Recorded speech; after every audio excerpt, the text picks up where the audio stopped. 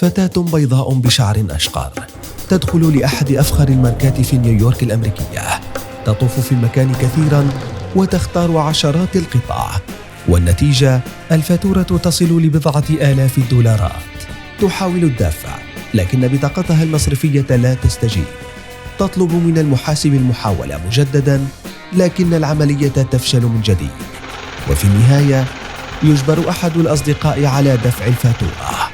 تلك حادثة بسيطة، فهي في الواقع كادت أن تقترض 40 مليون دولار، وذلك دون أن يكون لديها دولارا واحدا ولا شقة صغيرة. لكنها ذكية ومقنعة وتتقن حياة فاحش الثراء. فتاة خدعت أثرياء نيويورك، وحتى عند وقوعها استثمرت في قصتها. آنا ديلفي، الوجه الحقيقي. دخلت عالم نيويورك على أنها آنا ديلفي، وارثة ألمانية لثروة تقدر ب60 مليون يورو.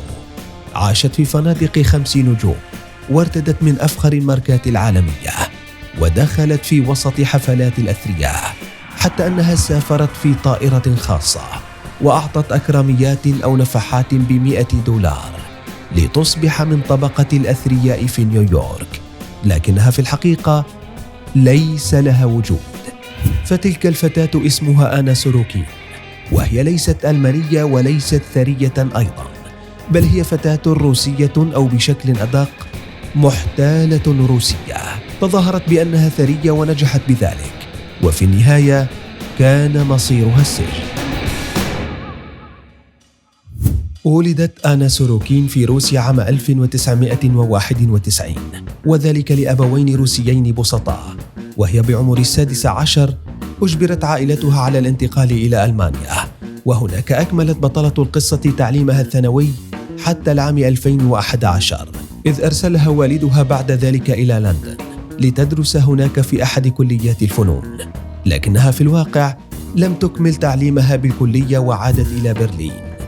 العام 2013 كان صاخبا في حياة آنا، حيث عملت مع شركة للعلاقات العامة في برلين، وحصلت سريعا على فرصة للتدريب في باريس، ثم حصلت على فرصة عمل في مجلة للفن والأزياء تدعى بيربل، والتي قررت بعد فترة قصيرة إرسالها إلى نيويورك لتغطية أسبوع الموضة هناك. وهنا جاءت الفرصة الذهبية لآنا، فقبل سفرها لنيويورك كانت قد نجحت بالحصول على مبلغ مالي صغير، وذلك من خلال الاحتيال على شخص بطريقة لم تعرف إلى الآن. ذلك المبلغ مكنها من هندسة شخصيتها المزيفة بالكامل. فمع وصولها لنيويورك عاشت آنا في أفخم فنادق المدينة، واشترت ملابسها من أفخر الماركات العالمية والأمريكية. ووصولها للمدينة باسم المجلة فتح الأبواب أمامها للدخول لأماكن المشاهير والأثرياء. وفي ذات الوقت تزامن وصولها مع أسبوع الموضة، الأمر الذي ساعدها على اختراق مجتمع النخبة في نيويورك سريعا. ولكن أين النصب أو السرقة في كل هذا؟ مع مرور الأيام كانت آنا قد صرفت كل ما تملك على الفنادق والملابس، وبعدها كانت بحاجة للأموال بالتأكيد. وهنا بدأت اللعبة بالنسبة لها، فركزت بشكل أساسي على المظهر، ومن ثم تأتي بقية التفاصيل. فبعد دخولها مجتمع الأثرياء والمشاهير كونت آنا شبكة من العلاقات معهم، وكانت عند دخولها لأي فندق تريد أن تقيم فيه تختار أفخم وأفخر الملابس التي لديها، وذلك لجذب انتباه الفندق، وتوزع البقشيش للعاملين فيه بسخاء، حيث قال بعض الموظفين أنها كانت تعطيهم 100 دولار في كل مرة، كما أنها كانت لا تدفع الفاتورة فور وصولها، بل تنتظر حتى يطلب منها الفندق ذلك. ومن الضروري أن يكون معها أحد الأصدقاء، فهي عندما تتعرف على أي شخص تقول أنها وريثة ألمانية ولديها أموال تقدر ب60 مليون يورو، لكن والدها لم يسمح لها بسحبها، ومجبرة على انتظار التحويل المالي منه للعيش. وعند الوصول لدفع الفاتورة تقوم بإعطاء الفندق بطاقة بنكية، ودائما يأتي الرد أن عملية الدفع لم تتم. تجبر بطاقة أخرى ويتكرر الأمر حتى يقوم أحد الأصدقاء بدفع الفاتورة بالكامل. كل ذلك كان مجرد بداية صغيرة للمحتالة الأصغر. فبعد سنوات من وجودها في نيويورك بدأت آنا بالتسويق لمشروعها الخاص، وهو عبارة عن معرض للفن، أو بشكل أدق نادي للمشاهير والأثرياء فقط، حيث اختارت آنا مبنى مكون من عدة طوابق في نيويورك، وقالت أنها تسعى لتحويله لأشبه بعالم خاص للأثرياء، إذ سيضم أشهر المطاعم العالمية مع متجر للتسوق للماركات الفارهة فقط، بالإضافة لفندق فاخر للإقامة فيه والاستراحة. وبالتأكيد ستكون أجور الدخول إليه عالية، وسيتحول لفاحش الثراء فقط وليس الأثرياء. لكن ذلك المشروع كان بحاجة عشرات الملايين من الدولارات وليس الملايين، حيث كانت تحتاج مبدئياً 20 مليون دولار للانطلاق بالمشروع، وقد يصل المبلغ إلى 50 مليون دولار، وهو المبلغ الذي لا يمكن أن يؤمن من عملية نصب سريعة، بل بحاجة قرض من أحد البنوك، وهي النقطة الأصعب في المشروع. لكن علاقاتها المتشعبة في نيويورك مكنتها من الانطلاق، حيث نجحت من التقرب من المحامي الشهير أندرو لانس لتقدم له أوراق مزيفة عن ورثتها المتوقعة وحسابات في ألمانيا، والتي من خلالها يمكن أن تحصل على القرض.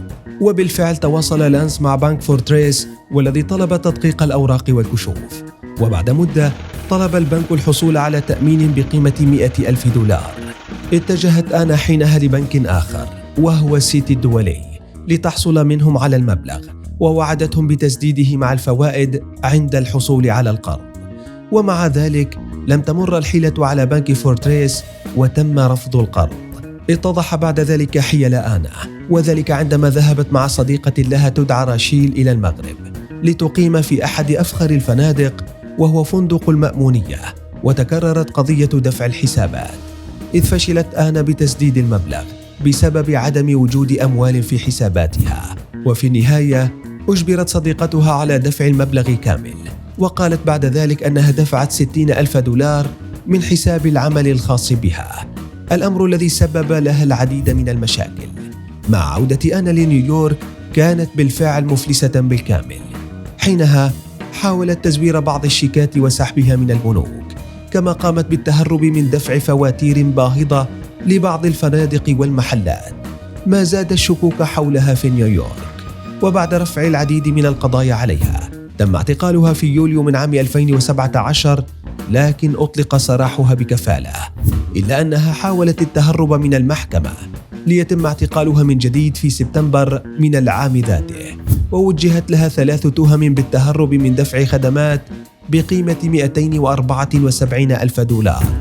ومن التهم المثيرة التي وجهت لها قيامها باستئجار طائرة خاصة بحجة أنها ذاهبة لحضور مؤتمر لرجل الأعمال الشهير وارن بافيت، لكنها في النهاية لم تسدد الفاتورة التي بلغت قيمتها 35,000 دولار. استمرت محاكمة آنا لما يقارب العامين، والتي لم تقل إثارة عن حياتها واحتيالها، حيث حولت جلسات المحاكمة إلى عرض أزياء، وتأخرت مرتين بالوصول للجلسة بسبب رفضها ارتداء أزياء من ماركات عادية، بل أجبرت محاميها وإحدى صديقاتها على شراء ملابس فاخرة لها في كل مرة.